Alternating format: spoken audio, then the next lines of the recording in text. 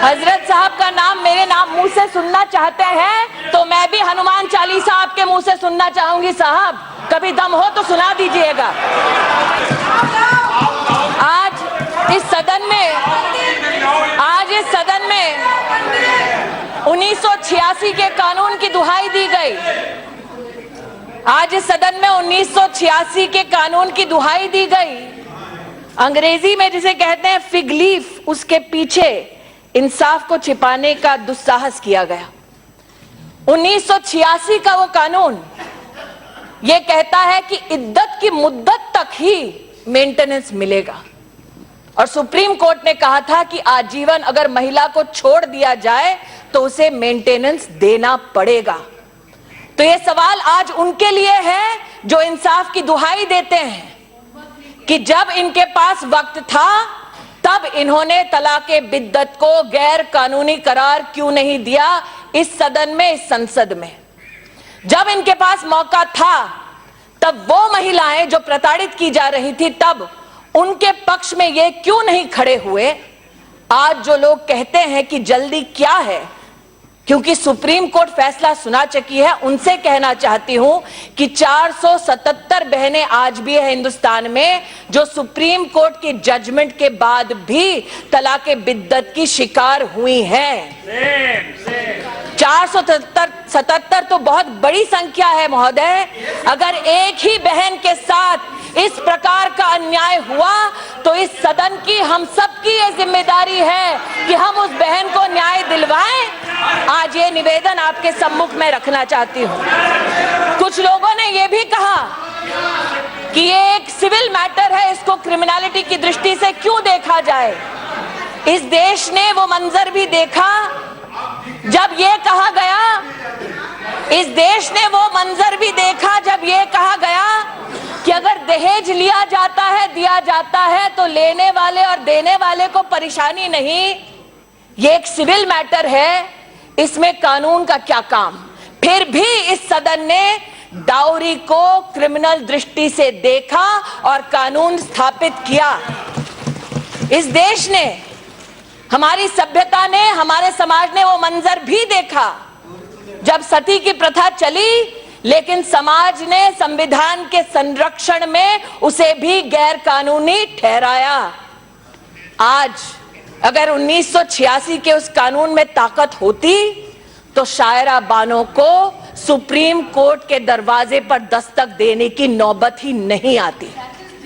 वो लोग जो कहते हैं कि मुस्लिम समाज में शादी तो बस एक कॉन्ट्रैक्ट है, उस कॉन्ट्रैक्ट को, और मैं तो स्तब्ध हूं महोदय कि सलीम साहब को ये लगा कि अगर कुरान में से मीनाक्षी लेखी ने कुछ अंश सदन के सम्मुख सम्मान सहित प्रस्तुत किए तो वो मजाक की बात है। आपको तो फक्र होना चाहिए इस बात का कि सदन में, इस चर्चा में कुरान से पढ़कर भी उन शब्दों के आधार पर न्याय की बात की जा रही है।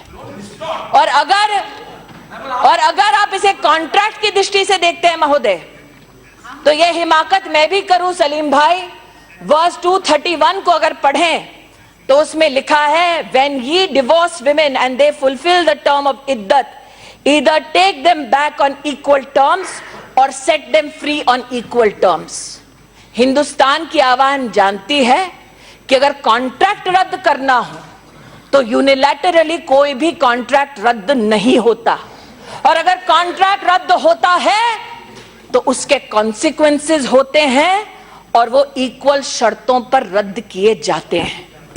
आज वो लोग जो इस दृष्टि से इस चर्चा में भाग ले रहे हैं कि इसको क्रिमिनलिटी की नजर से क्यों देखा जाए, उनसे मेरा विनम्र निवेदन है कि अगर इस्लामिक ज्यूरिस्प्रूडेंस का इतिहास देखा जाए तो दूसरे खलीफ के सामने पहली बार ऐसा केस आया जब पूछा गया एक व्यक्ति से कि आपने क्या इस प्रकार से तलाक दिया है, और जब व्यक्ति ने स्वीकारा तो उस वक्त दूसरे खलीफ के उस वक्त उनको 40 कोड़ों की सजा सुनाई गई।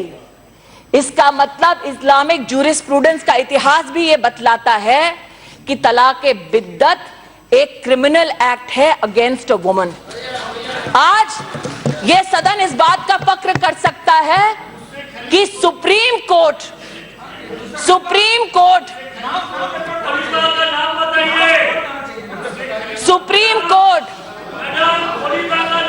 हजरत साहब का नाम मेरे मुंह से सुनना चाहते हैं तो मैं भी हनुमान चालीसा आपके मुंह से सुनना चाहूंगी। साहब, कभी दम हो तो सुना दीजिएगा। मैं इतना कहना चाहती हूं, वो लोग जो इस बात का प्रश्न चिन्ह लगाते हैं, what happened to due process of law? Let them read that a magistrate will ensure due process and reasonable process of law. वो लोग जो इस बात का संदेह करते हैं कि ये एक औरत के हाथ में हथियार हो जाएगा मर्द के खिलाफ, वो शायद उस मैजिस्ट्रेट के साथ नाइंसाफी करते हैं जिसके लिए संविधान सर्वोपरि है।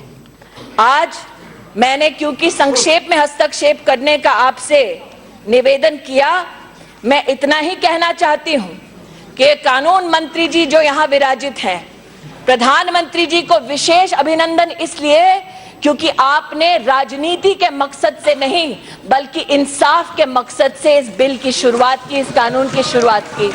क्योंकि अगर राजनीति करनी होती महोदय, अगर वोट बैंक की पॉलिटिक्स करनी होती तो उस मुसलमान बहन की आह इस सदन तक नहीं पहुंचती। जिन स्टेक होल्डर्स की ये बात करते हैं वो नकवी साहब तक भी पहुंचे, रविशंकर प्रसाद तक भी पहुंचे, मैंने कहा गांधी तक भी पहुंचे, इन तक भी पहुंचे ये कहते हुए कि इंसाफ को अब तक देर हुई है, अब वक्त खत्म हुआ, सुप्रीम कोर्ट ने इंसाफ किया, अब तुम्हारी बारी है कि तुम इंसाफ करो।